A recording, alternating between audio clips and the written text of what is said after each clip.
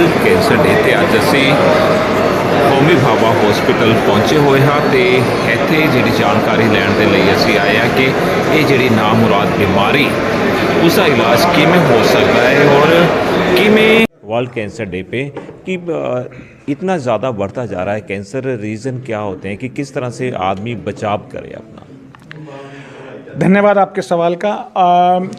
Cancer का incidence definitely बढ़ रहा है। सिर्फ भारतवर्ष में ही नहीं, पूरे विश्व भर में कैंसर का इंसिडेंस बढ़ता जा रहा है।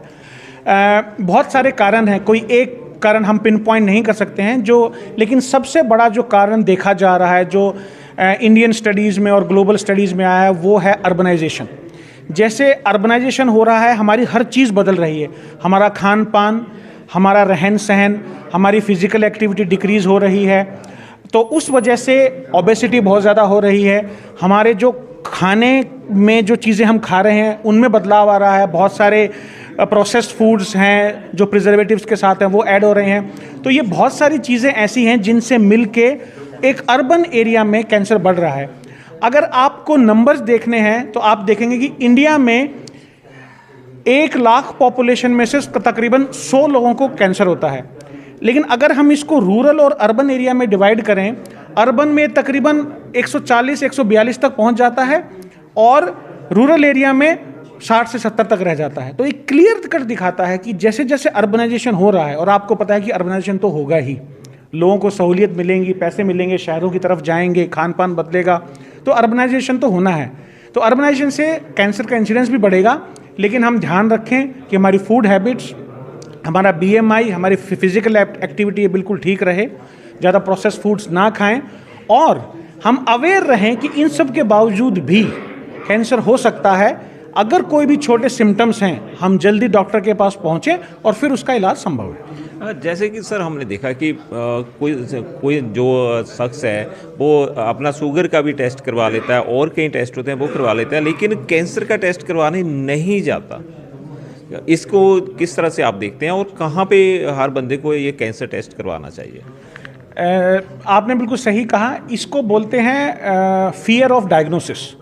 आप जैसे आपने सही कहा कि कोई छोटी सी जो बीमारी जिसका इलाज पॉसिबल है, उसके लिए भी कोई डायग्नोज नहीं करवाना चाहता है, क्योंकि डर रहता है हमें। It's a fear of diagnosis.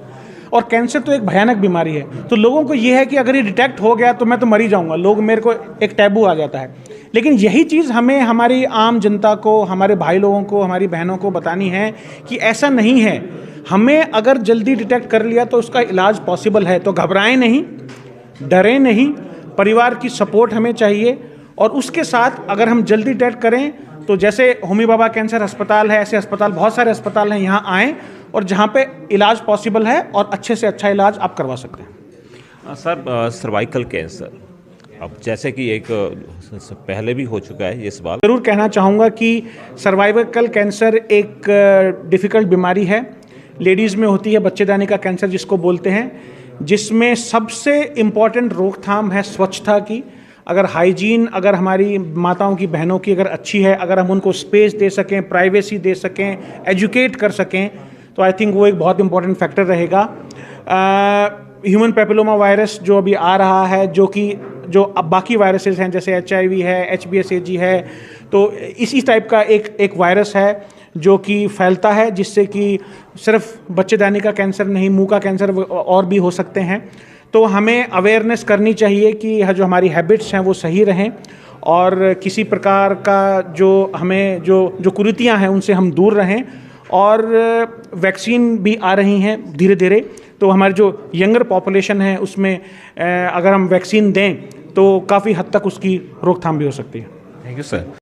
Homi Bhabha hospital ਦੇ ਵਿੱਚ ਜਿੱਥੇ ਕਿ वर्ल्ड कैंसर डे ਤੇ ਅੱਜ ਇੱਕ ਪ੍ਰੈਸ ਕਾਨਫਰੰਸ ਰੱਖੀ ਗਈ ਸੀਗੀ और ਅਵੇਅਰ ਕਰਨ ਦੀ ਕੋਸ਼ਿਸ਼ ਕੀਤੀ ਗਈ ਹੈ ਕਿ ਜਿਹੜਾ ਇਸ ਵੇਲੇ ਇੱਕ ਕੈਂਸਰ ਦੀ ਬਿਮਾਰੀ ਹੈ ਕਿ ਉਸ ਦੀ ਰੋਕਥਾਮ ਕਿਵੇਂ ਕੀਤੀ ਜਾ ਸਕਦੀ ਹੈ। ਸੰਜੀਵ ਸੋਨੂ ਦੇ ਨਾਲ ਅਜੇ ਰਾਠੌਰ।